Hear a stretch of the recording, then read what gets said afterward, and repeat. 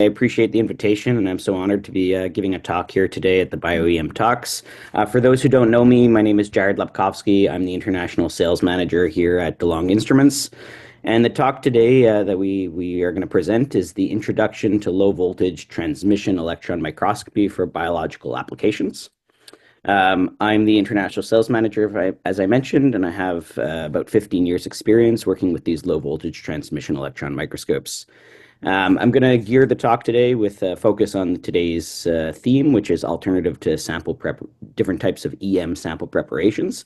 And if there's any questions afterwards, I'm happy to take those as long as they're within the allocated time slot. So without further ado, TEM for biological specimens. So typically this is done with instruments operating between 80 and 120 kV. Strong advantages, of course, being the highest resolution imaging technique, but with those advantages come certain limitations. These instruments are typically expensive to purchase and maintain, difficult to operate, require a lot of space, required specialized facilities, have complicated maintenance requirements, and often have low contrast for biologic materials, typically requiring heavy metal stains. This is something that we're going to address today here in this talk. So in DeLong Instruments in our development, we had the idea of can we remove the limitations that are associated with this technique while still providing the same advantages that come along with that. And that's where low voltage electron microscopy comes into play. So the low voltage concept, there's two main reasons for building low voltage TEMs. The first one would be to enhance image contrast for low atomic number materials, so typically polymeric or biologic materials. And the second would be for allowing the use of permanent magnet lenses instead of the typical electromagnetic lenses that you see in typical transmission electron microscopes. So let's have a look at these 2 points. The first one being improved contrast. So being able to visualize sample details that can't be resolved by high kV methods without the use of heavy metal stains. Being able to unmask certain features of the interesting specimen that would typically be masked or covered by stains.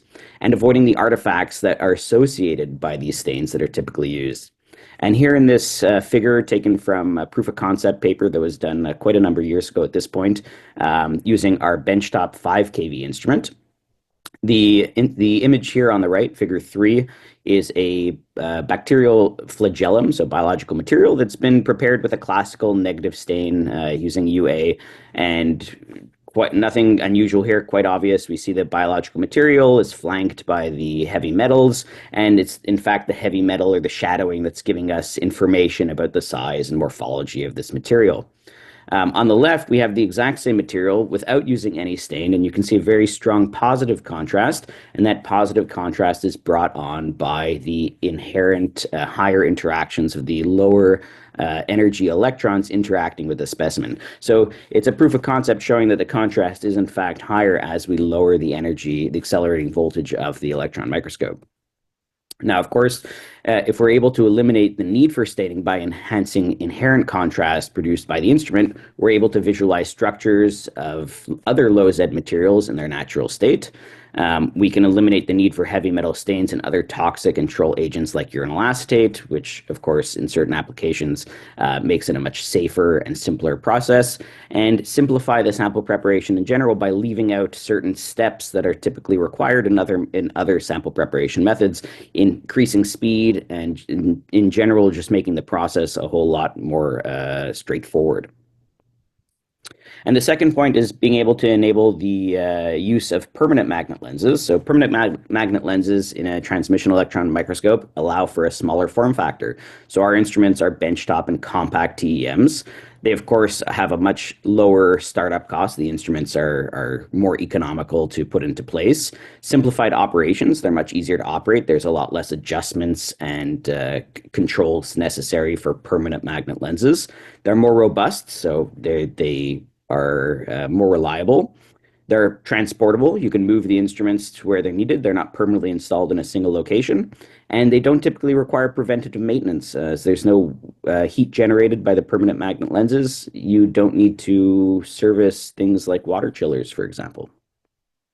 And of course, they're easier to learn and operate. And this is important for democratizing access to transmission electron microscopy, making it more accessible. If you think about smaller schools, state colleges, or even hospitals and other places where they wouldn't typically have access to this technique, this becomes something that becomes within their grasp. So in terms of the development, the question again was, can we remove the limitations while still providing the same advantages? And the answer is, of course, yes, we can. And that's with the LVM25E compact TEM and the LVM5 benchtop TEM.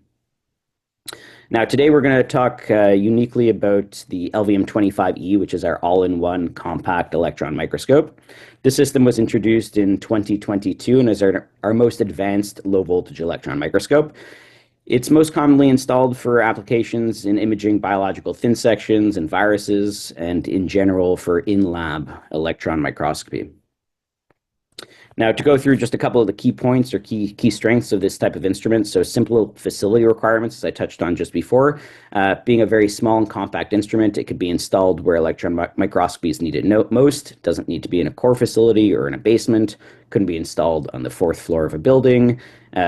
Installed directly where samples are being prepared, which really helps to increase the workflow or the speed at which you collect, prepare, and image samples. And no special facility requirements. So there's no special power required, no anti-vibration isolation, no cooling systems, no gas, no special electrical, just regular 120 volt, 10 amp outlet. So it gives a lot of flexibility as to its installation location. In terms of the electron optics, these are really quite unique. We're employing a 25 kilovolt Schottky type field emission gun. This is a very high brightness and high spatial coherency, which allows for very strong interaction between the electrons and the sample. And this is what provides for a very high image contrasts. This allows for imaging of both stained and unstained biological materials, which we'll touch a little bit more in a few moments. And as I mentioned earlier, allows for the use of permanent magnet lenses, which generate no heat and require no cooling. To get into a little bit more of the details about the compact form factor, so the whole instrument, including the desk that holds the control panel and monitors, is 2 meters by 0.7 meters. So it really is a compact instrument. The instrument itself sits on the floor with a footprint of about 63 centimeters by 63 centimeters, so really quite small. And there, again, is no additional or auxiliary equipment. There's no pumps or chillers that would need to be in a secondary room. This is the entire instrument. All-in-one or multiple imaging modes, so that's also quite unique here in terms of correlative electron microscopy. It's possible to do transmission electron microscopy, scanning transmission electron microscopy, which are typically the techniques used for biological EM. But to that, we can also add a backscatter detector for SEM measurements, EDS detector for spectroscopy, and diffraction is possible as well, with varying voltages between 10, 15, and 25 kV in the different modes, and resolutions as good as 1.0 nanometers. Sample types. So this instrument is designed for conventionally prepared thin sections. So no special sample preparation is required to be done. We can work with samples prepared for the same way that they're prepared for an 80 kV TEM, for example, with samples sectioned to about 70 or 100 nanometers, with the added benefit, of course, of the post-staining steps being optional. So we have the possibility of working with different fixatives and different stains as well. Simplified controls and software, so it's very easy for a novice or a non-electron microscopist to use. There's a sample exchange wizard to guide with loading and unloading of the samples, certain number of automated functions such as automated alignments, automated coarse focus, and automated objective lens astigmatism correction, and then all of the basic controls that you would expect to have, such as controls of magnification, image brightness, moving the stage in all 3 axes, and other image optimization controls. And then on-screen measurements, histogram correction, and FFT as well. So at this point, I want to jump into just a couple of validation studies that show the instrument's capability through peer-reviewed literature for a couple of key applications.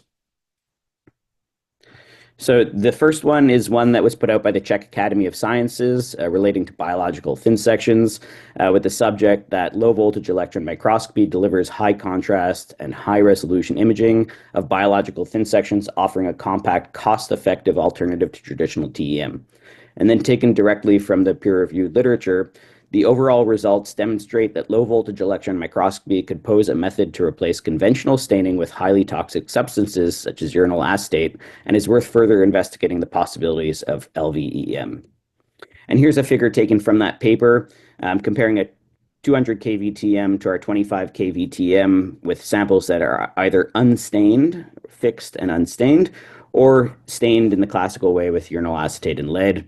And what you can see, of course, with the unstained sample, that the contrast at 25 kV is significantly higher and is in fact comparable to the stained sample when imaged at 200 kV. The next one that I want to show is out of the Robert Koch Institute related to viral diagnostics with the idea that LVEM is a more accessible option for routine viral diagnostics use, successful in visualizing large and small viruses with the added benefit of lower costs, compact size, simplified operation, and speed. And again, taken out of the paper, low voltage EM is suitable for diagnostic EM of viruses, a remarkable advantage of the low voltage TM that ultra thin sections of samples prepared with osmium tetroxide and block contrast did not need any additional contrasting for imaging of structural detail. And here a figure from that paper. In this case, we have the high voltage image in the bottom row, high voltage TM images in the bottom row, and the images from our 25 kV TM in the top row.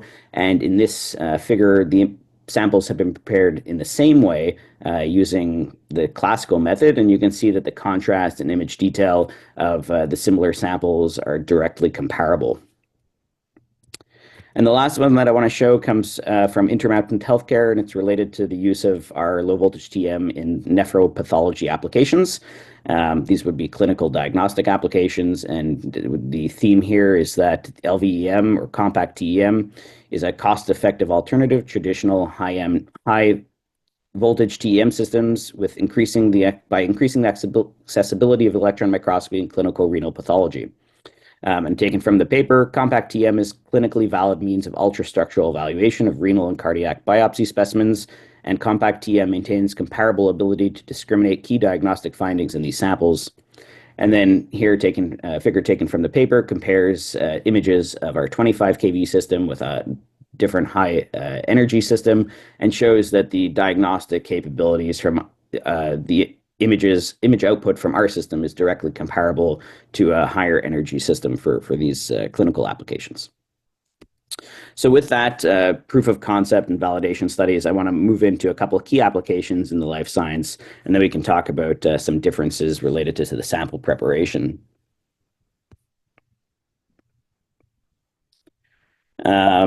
Okay, so the first one that I want to look at is detection and study of viruses. So the Albium-25E performs equally as well as traditional instruments with classical sample preparation, negative stain using typically 1% urinal acetate. But we have, as I mentioned before, the added capabilities of imaging unstained or lightly stained materials, being able to image unstained virus containing tissue sections, and as I mentioned before, being able to move the instruments to where viral diagnostics are needed. So in a case of an outbreak, for example, perhaps the instrument is needed in one place or another place as the situation changes.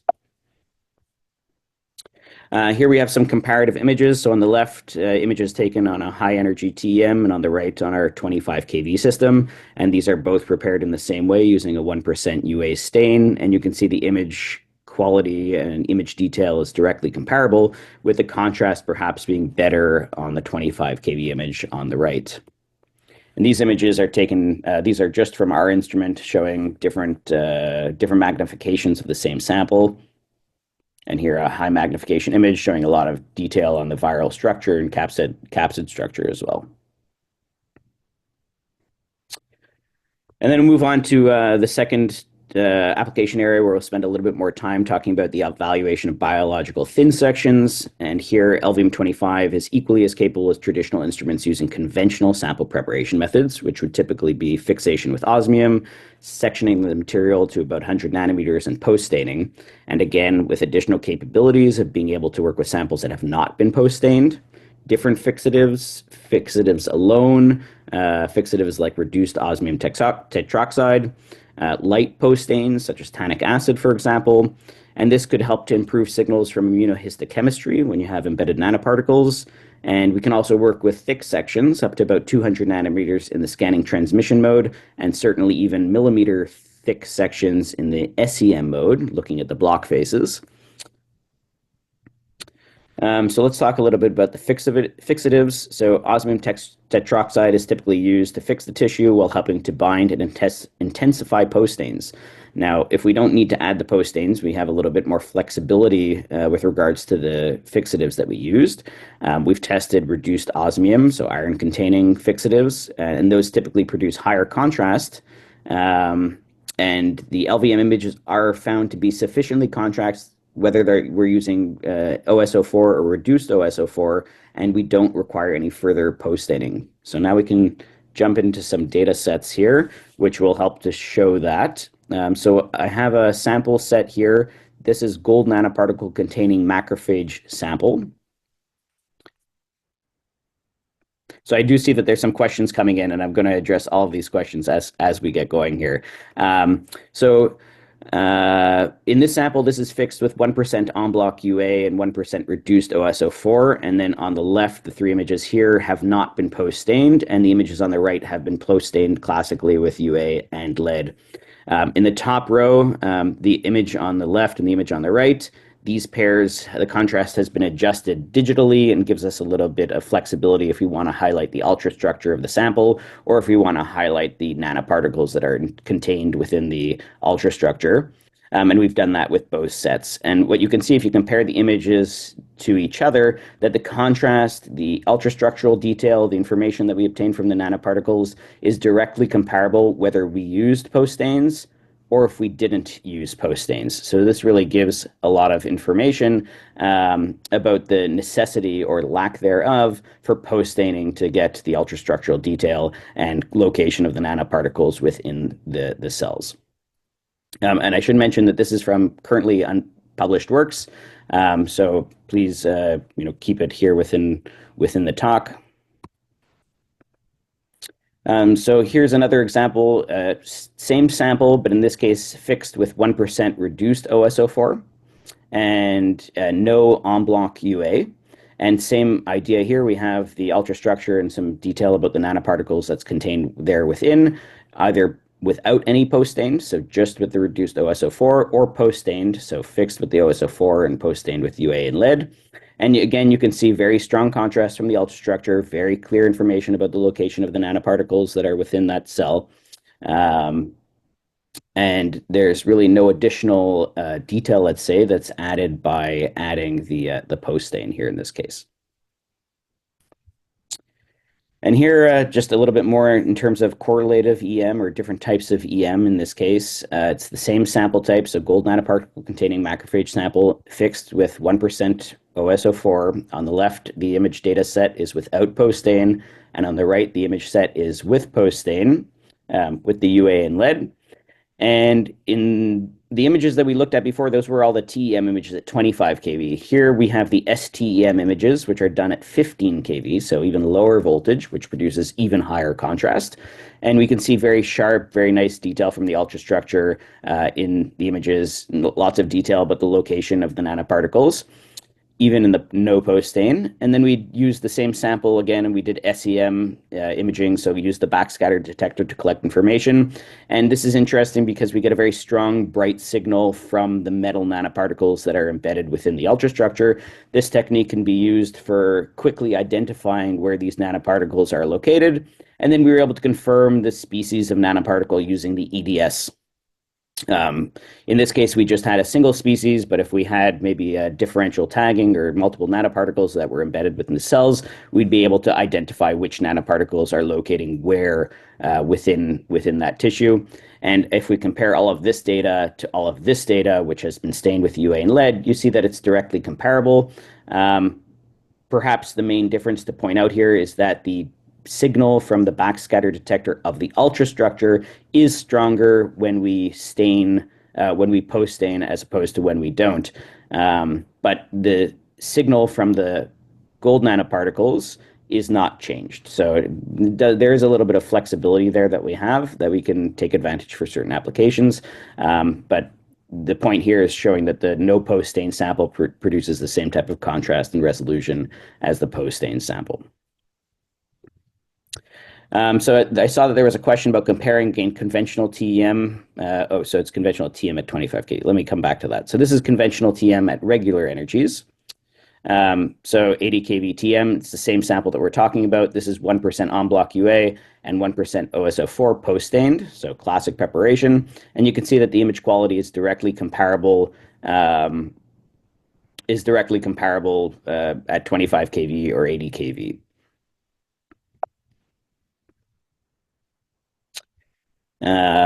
Okay, so same. So this is just a different preparation, again, comparing on the different instruments. So 1% en bloc with the reduced OSO4 post-stained. And again, here you can see that the information is directly comparable between the two instruments, perhaps with the contrast being even better at the 25 kV.